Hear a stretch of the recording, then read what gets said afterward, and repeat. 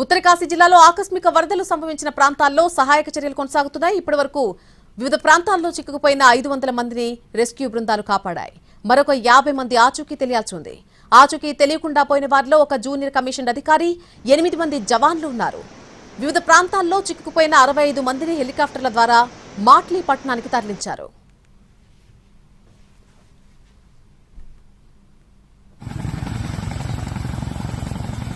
తీవ్రంగా ప్రభావితమైన ధరాలి గ్రామంలో బురద, మట్టి, రాళ్ల కింద ఇరుక్కుపోయిన వారిని గుర్తించేందుకు గాను అత్యాధునిక పరికరాలను ఉపయోగిస్తున్నారు.